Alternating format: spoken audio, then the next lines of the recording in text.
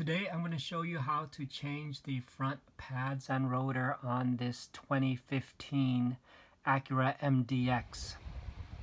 We'll start off by jacking up the car, putting it on jack stands, and of course we will chock the back of the wheel. We will open the cap to the brake reservoir.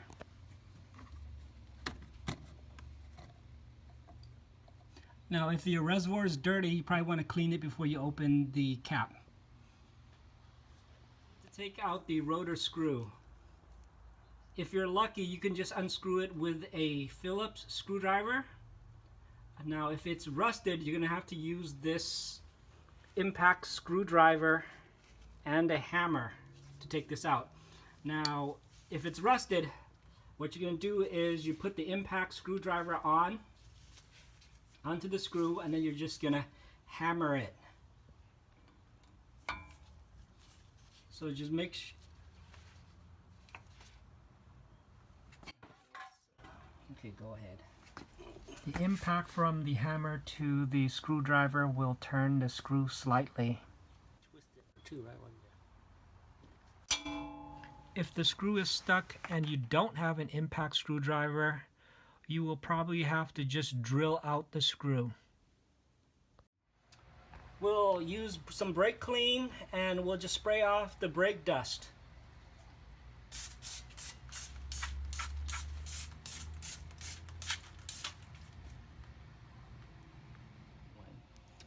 We're going to remove two guide pin bolts. They're 17 millimeters, one on top, and then there's going to be another one on the bottom.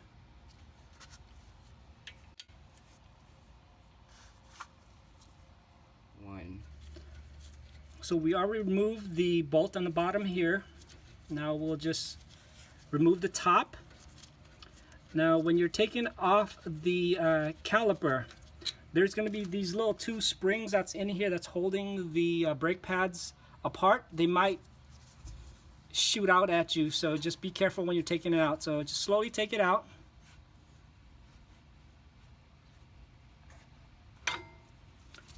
These two springs right here might just pop right out, so just be careful. And what we're going to do here is we're going to hold the caliper up. So we'll use some sort of rope or a little wire. Just going to stick it through here, and then we're just going to hang it. Oh my god, that's heck heavy. Good lord, man. Okay. Woo. Woo. Okay. Dang, well, that's not that great. As you can see here, we're having the caliper it's hung by the cable here. So now what we'll do is we'll take out these springs. And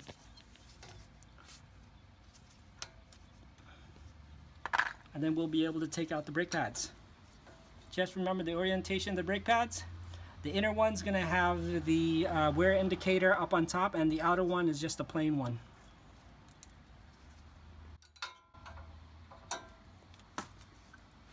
Okay.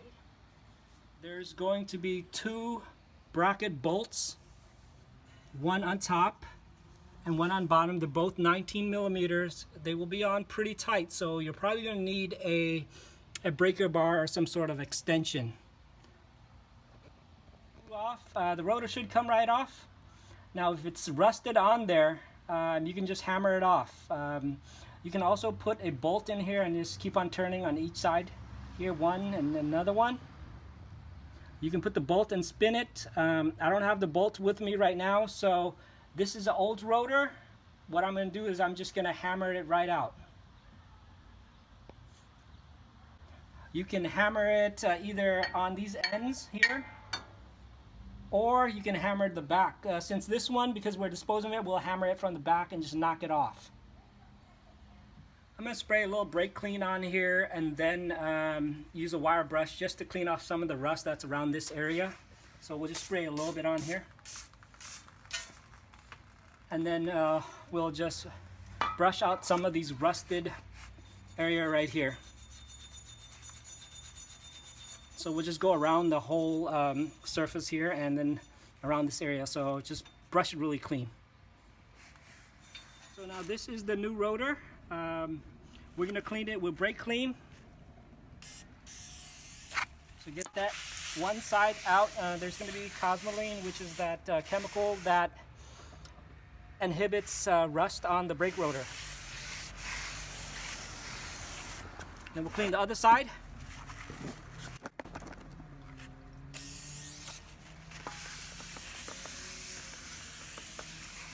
After you're done, we'll just mount it on the car. Oops, okay. When you're putting the rotors on, make sure you have the rotor screw here is going to match with here. There's a hole right there.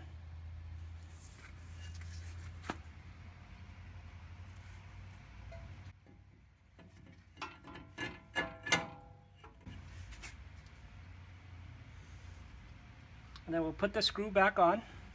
Make sure you push the rotor on there really tight.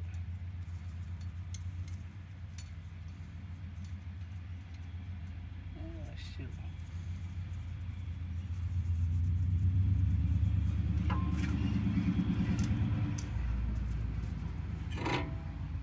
Make sure you push it flat and then screw it in here. You don't have to put it on that tight.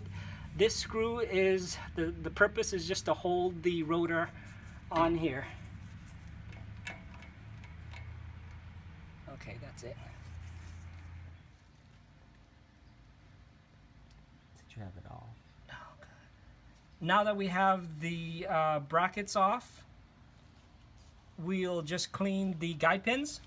To do that, we'll just hold the boot while pulling out the guide pin. Just like that.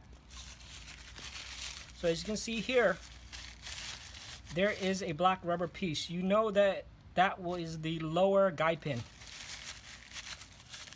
So what we'll do here is once we're done cleaning it, we'll use one of these silicone paste. You just brush a little bit on there.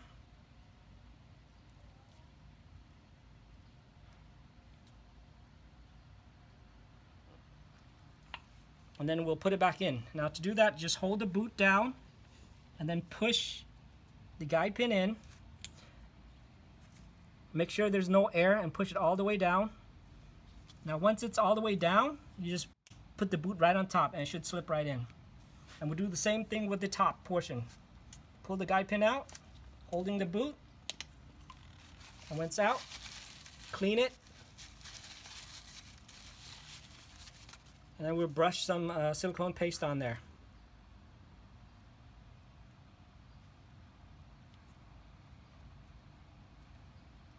And we'll do the same thing.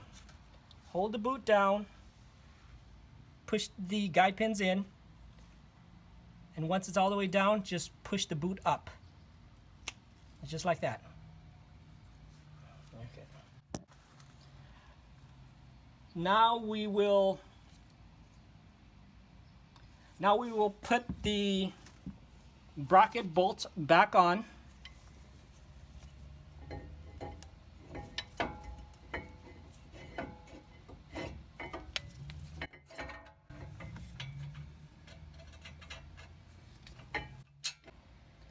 Now we'll put the bracket bolts in.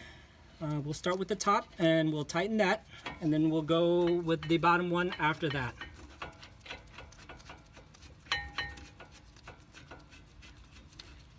Okay, let me just tighten that now.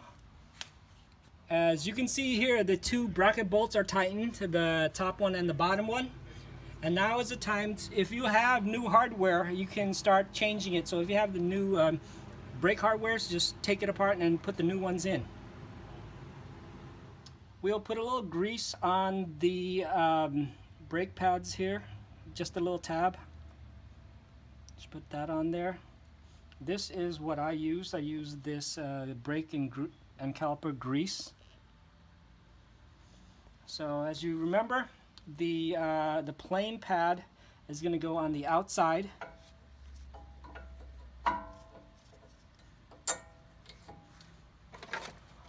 And the pad with the wear sensor it's going to go on the inside. Put a little grease on there.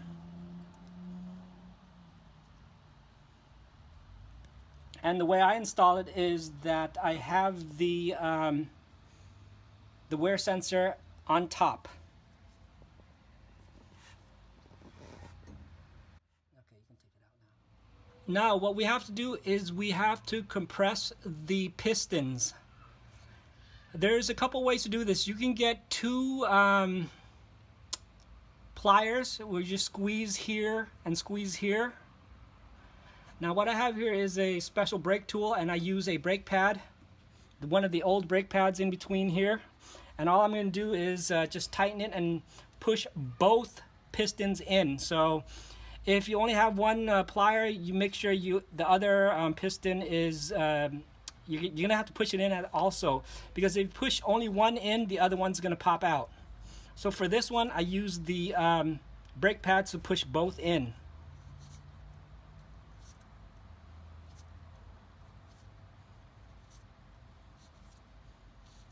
As you can see here, both pistons are fully compressed. So if you have pliers, remember you have to squeeze both of it, because if you don't squeeze both of it, there's no way to put in the new pads. Now what I did here was that I put in the, I tightened the upper guide pin bolt, and then I used a C-clamp just to hold the brake pads in place. You don't have to put it on that tight, but just enough to hold it in place. That way you can put in the clips, poke in the little hole, and then you do the same thing with the bottom one. And now we'll just put the lower portion of the clip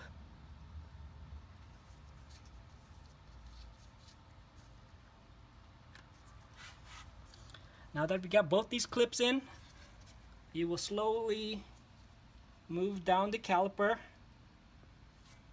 and then we will just loosen with the other hand the C-clamp.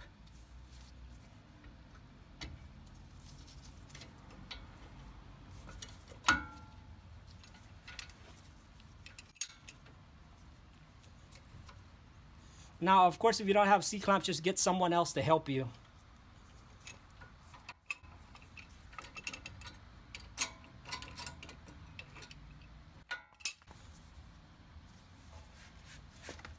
And then we'll put the lower guide pin bolt in,